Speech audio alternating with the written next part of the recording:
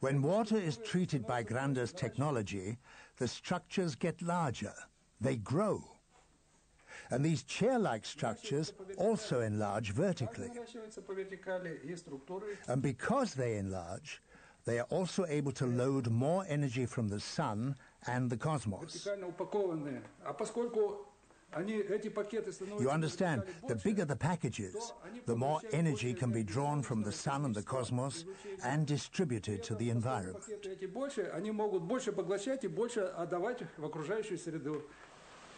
And here again, the concept cosmos enters the discussion, apparently as a synonym for the inexplicable. Can it be that divine providence has guided Johann Grander in hitting the bullseye and shaking the very roots of physics? For despite his modest academic prowess, he does possess some of the most important characteristics of a good physicist. He was curious and playful his whole life long.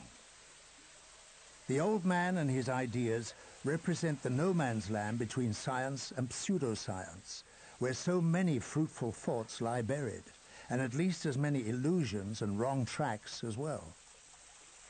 In Johann Grander's case, clues have been accumulating of late that revitalized water is more than just a creed. Indeed, there is also proof. It comes from a venerable institute in the Technical University of Graz in Austria. Here one has taken water from various sources, analyzed it according to scientific standards, and compared it to Grander's water. The results showed no differences, but for one single exception, and it is absolutely sensational. The revitalization process had apparently programmed the Grander water to reduce the surface tension by up to 17% compared to all the other waters tested, regardless of temperature. The head of the institute has no doubts about the physical and chemical explanations for this phenomenon. Since publishing the study, he has been swamped with inquiries and attacked by many colleagues to boot.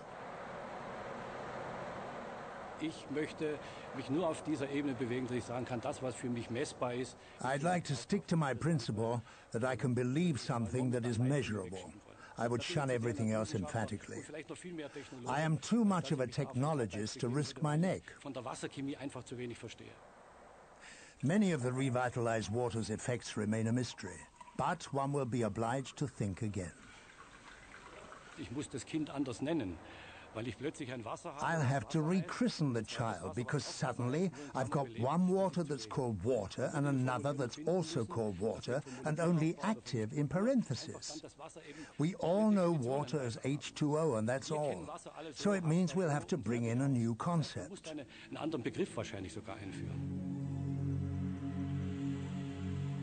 Basically, the idea of water having a memory has been plaguing science for centuries.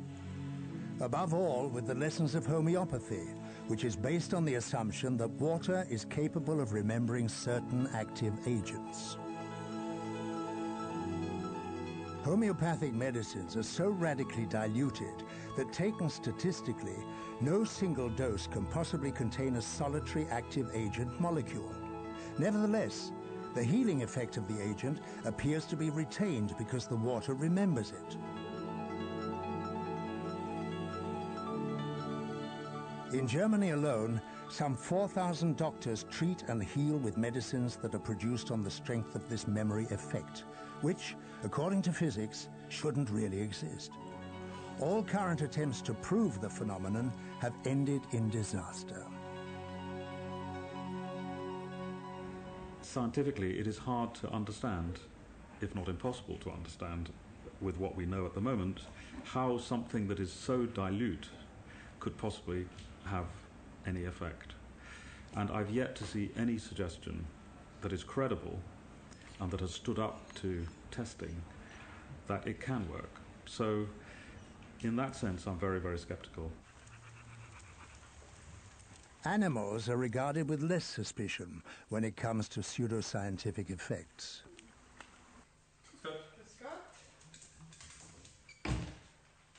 Homeopathic medicines also work on animals, who care not a hoot about scientific disputes. Their owners, too, who pay for the treatment after all, are relatively uninfluenced.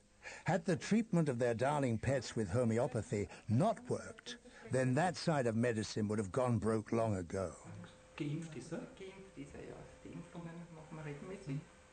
The Austrian veterinary doctor Peter Knafel has specialized in homeopathy for more than 10 years, with continuing success. Many animals, already written off by their owners, recovered under his treatment. This is confirmed in countless studies, but which is redundant in practice. Ob es wissenschaftlich ist oder nicht, spielt für mich I don't care whether it's scientifically proved or not. My only concern is whether it works. And day after day in my practice, I witness success. So proving homeopathy is not so important. My advice is don't believe it. Because if you look at the way water behaves and everything we know about the molecular behavior of water, it's very, very hard to see how water could have a memory without dissolved substances. So my advice is don't believe it. So how should the man in the street orientate himself in this no man's land between faith and science? Ignore everything that science considers poppycock?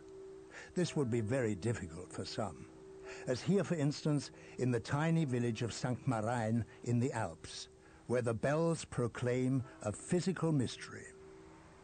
Prior to its restoration, this 900-year-old church was plagued by rising damp, so damp that the sandstone walls gradually became moldy. In fact, one could say that the walls positively soaked up the water. Today there is no longer any sign of this. Only a few years ago, Holy Mass was celebrated in 90% humidity. Now, it's as dry as a cardboard box factory.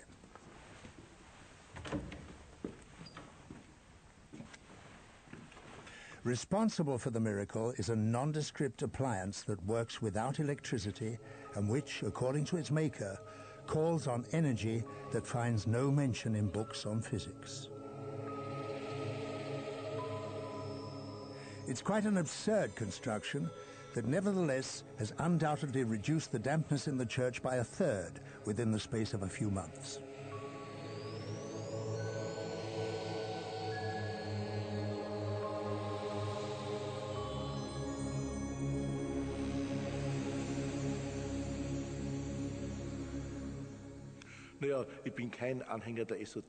I'm no New Age enthusiast and no physics expert either, so I'm a layman in both subjects, I'm afraid. But at all events, it's already been proved that there is much that physics and orthodox medicine have not been able to prove, and that there are more things between heaven and earth than we can weigh and measure and so determine. So I'm convinced that no one has a monopoly in this matter, that there can be various ways to approach it. Dass es verschiedene Zugänge und Wege geben kann. Following the course of this startling invention quickly brings us to the venerable monastery at Klosterneuburg, near Vienna. Here too, one had long done battle with dripping walls, most especially in one very old cellar that one wanted to convert to a vinothek.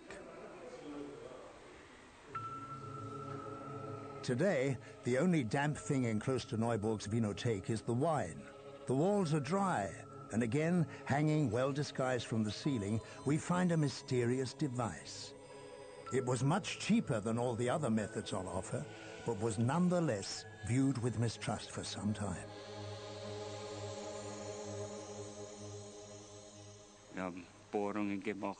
We drilled the walls, we tested everything in the walls and so on, and it works. I'm quite convinced that it works.